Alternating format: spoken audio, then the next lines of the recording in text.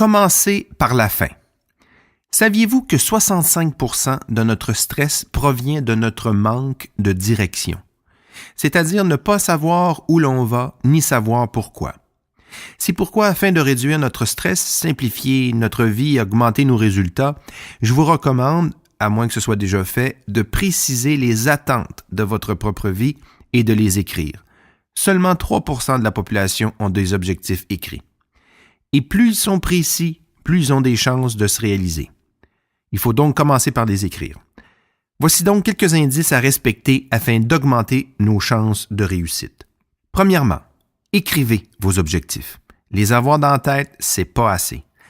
Et commencez par la fin, c'est-à-dire ce que vous voulez avoir atteint à la fin de l'année, par exemple.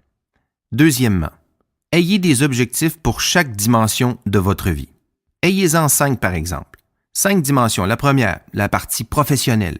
Deuxièmement, financière. Troisièmement, physique. Quatrièmement, émotif. Et cinquièmement, la dimension spirituelle, le sens que vous voulez donner à votre vie. Troisièmement, conjuguez vos objectifs au temps présent en utilisant le « je » et un verbe. Par exemple, « Je suis le prochain directeur de mon département ». Il faut le croire pour le voir. Quatrièmement, assurez-vous que vos objectifs soient SMART, c'est-à-dire spécifiques, mesurables, atteignables, réalistes et dans un temps donné. Un rêve n'est qu'un rêve, jusqu'au jour où il est mis sur papier avec une date butoir. À ce moment-là, il devient un projet et un projet peut devenir une réalité. Cinquièmement, tentez de créer un thème ou un slogan qui rassemble plus ou moins tous vos points. Ça augmentera la focalisation et vos chances de réussite.